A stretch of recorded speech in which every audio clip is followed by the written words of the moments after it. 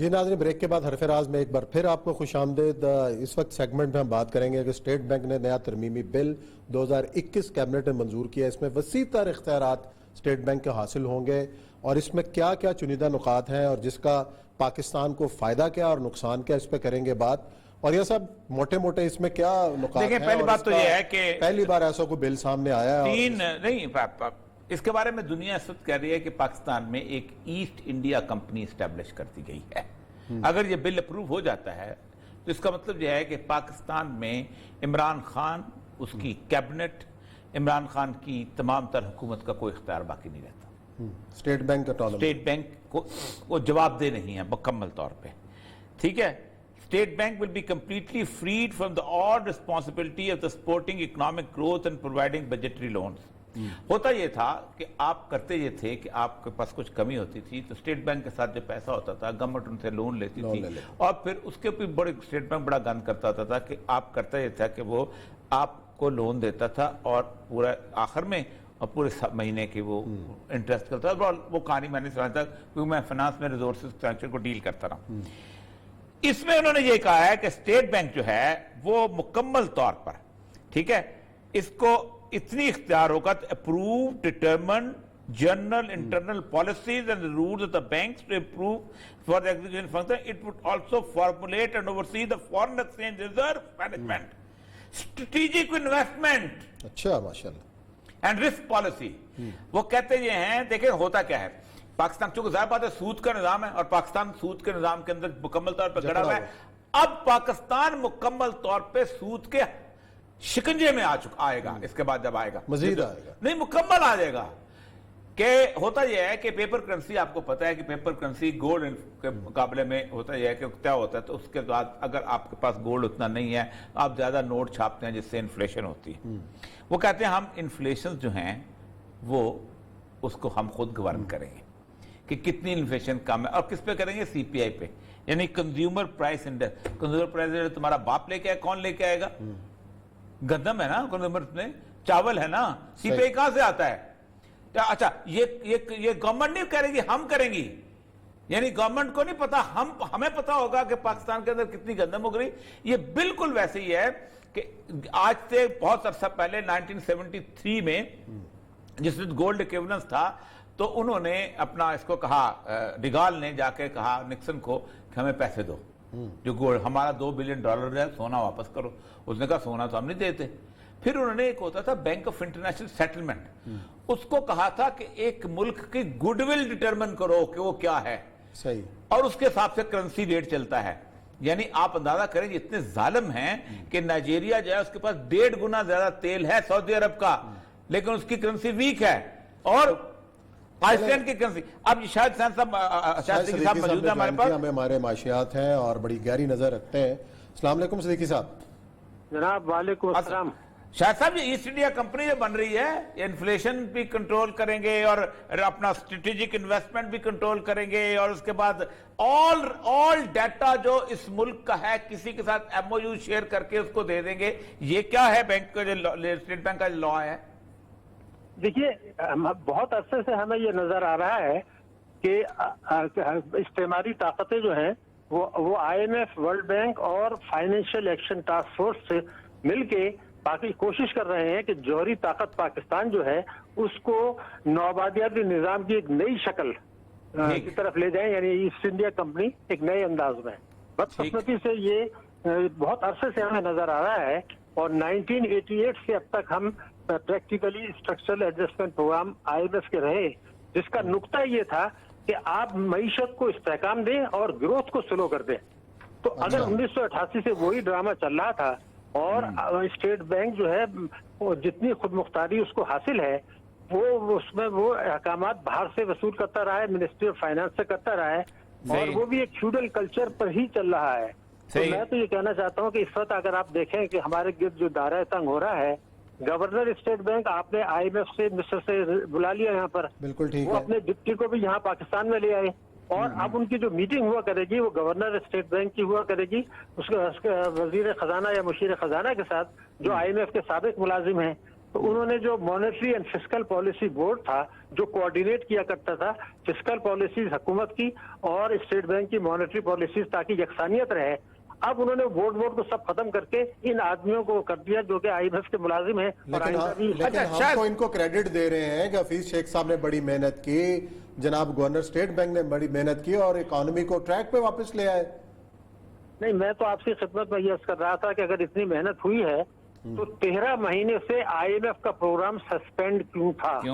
IMF के जब हम प्रोग्राम में गए थे तो उन्होंने दूसरी किस्त फरवरी 2020 में मना कर दिया कि जी आपने हमारी शराइत पूरी नहीं की तो हम आपका प्रोग्राम सस्पेंड कर रहे हैं। अब 1 साल के बाद वो दोबारा शुरू होने की बात तो आ रही है। इस दौरान में जो कुछ हुआ वो आपको पता है कि जो रिजर्व हैं वो हमारे कर्जों के हैं। रुपए की कदर 124 रुपए हुआ करती थी जब इमरान खान साहब आए थे, आज जो है ना वो 156 या 157 है। तो बड़ी अहम बात मैं आपकी खिदमत में पेश कर रहा हूँ, आवाम भी सोचें जो ये प्रोग्राम देख रहे हैं, कि गवर्नर स्टेट बैंक ने अभी कहा कि दुनिया भर में सबसे ज्यादा शरह सूद में कमी कोविड के दरमियान पाकिस्तान ने की है, यानी 13.25 से कम करके उसको ये 7% पर ले आए। दुनिया भर में किसी ने नहीं की और वो इसको फखरिया कह रहे हैं। मेरा उनसे सवाल ये है कि क्या खुदा न खास्ता कोविड में सबसे ज्यादा नुकसान पाकिस्तान का ही हुआ था? अगर नहीं हुआ था तो फिर आपने ये कमी करके 70,000 बोरोवर्स हैं उनको फायदा पहुंचाया शरह सूद में, जिन्होंने 7,000 अरब रुपए कर्जा लिया है।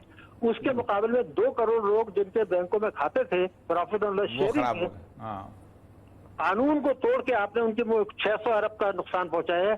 बैंकिंग कंपनी ऑर्डिनेंस को तोड़कर 600 बिलियन, ये स्टेट बैंक के मौजूदा गवर्नर का कारनामा है। अब आप ये देखिए कि 7% के ऊपर आज का जो है वो हम डिपॉजिट ले रहे हैं ओवरसीज पाकिस्तानियों के, तो डॉलर का आजकल तो रेट 0.2%, 0.3% है, आपने 7% दिया, तो ये हम ले के जा रहे हैं इस मईशत को, ये सोचने की बात है। अच्छा, इसमें शायद साहब मैं एक चीज पढ़ के सुनाता हूँ। ये पाकिस्तान में वजीर आजम को और किसी वजीर को ये इम्यूनिटी नहीं है जो दे रहे हैं। The governor, board of director, deputy governor, member of the monetary policy officers and employees of state bank of Pakistan would be protected against any suit, persecution or any other legal proceeding including the damages for any of the commission or remission done in exercise or performance of any function, power or duty। ये आसमान से खुदा के बंदे उतर के आ गए हैं, इनको कोई अदालत नहीं पूछेगी, इनको कोई असेंबली नहीं पूछेगी। हमारी काबीना अगर इसकी खुदा न खास्ता मंजूरी देती है, ये देती है, हमारी पार्लियामेंट उसकी मंजूरी देती है, तो फिर उनको भी तो कौम को ये जवाब देना होगा कि आप ये जो सारी इतनी ज्यादा इम्यूनिटीज उनको देने की बात कर रहे हैं, तो वो जो सारे आईएमएफ के मुलाजिम रहे हैं, आज भी हैं, उन्हीं के मफादात का तहफ़्फ़ुज़ कर रहे हैं। आप सेक्रेटरी फाइनेंस को आप मीटिंग में बुलाते नहीं हैं, तो अब ये तो ऐसा लग रहा है कि हमारे फैसले, हमारी मईशत, हमारा खजाना उन लोगों को कंट्रोल में मजीद चला जाएगा जो जौहरी ताकत पाकिस्तान को ये चाहते हैं। अच्छा, इसमें एक और मजेदार तजवीज है कि जो 3 साल मुद्दत मुलाजमत है उसको 5 साल किया जाए और उसमें मजीद 5 साल की तोसी की जा सकती है।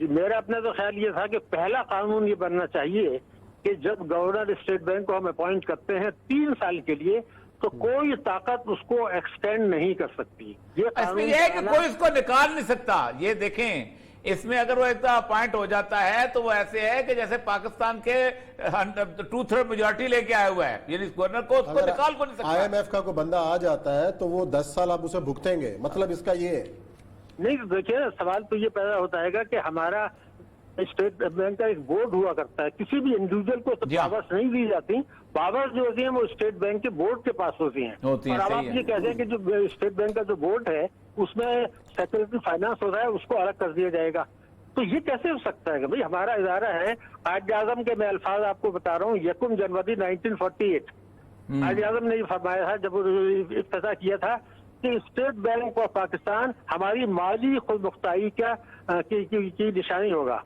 ये माली खुदमुख्तारी पाकिस्तान को देगा। कायदे-ए-आज़म के ये अल्फाज रिकॉर्ड पर मौजूद है। और आज जो कुछ बदकिस्मती से हम अपनी पावर से वो सरेंडर करते रहे हैं।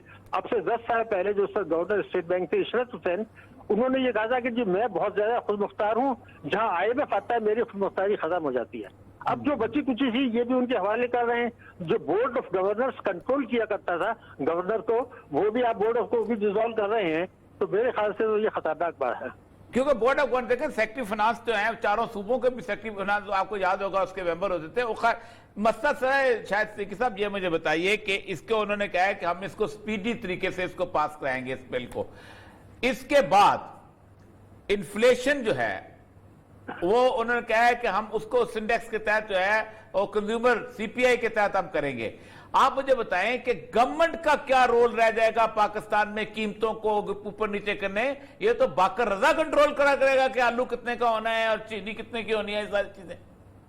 जो मुझे नजर आ रहा है वो ये होगा कि इस वक्त जो गवर्नर स्टेट बैंक है वो ये कोशिश करेंगे कि शुरू में मईशत की शरह नमो को बेइंतहा सुस्त कर दें, यानी सस्ते में सबसे सुस्त कर दें, और एक बार दफा ये रमजान के बाद आप देखेंगे कि ये कुछ कोशिश करेंगे कि हम अफरात ज़र को शरह को कम कर दें आर्जी तौर पर, ताकि ये बताएं कि जनाब हमने जो ये अमेंडमेंट्स की थी उसके ये नतीजे आ गए। लेकिन शरह नमो इतनी नीचे चली जाएगी कि गुर्बत और बेरोजगारी बढ़ेगी, और बाद में कुछ अर्से के बाद जब वो ताज पहन चुके होंगे तो इन्फ्लेशन फिर बढ़ जाएगा। इसलिए कि इन्फ्लेशन का ताल्लुक टैक्सेशन की पॉलिसी से भी है और बहुत सी दूसरी पॉलिसी से भी है, करप्शन से भी है, आपके शान अखराजात से भी है।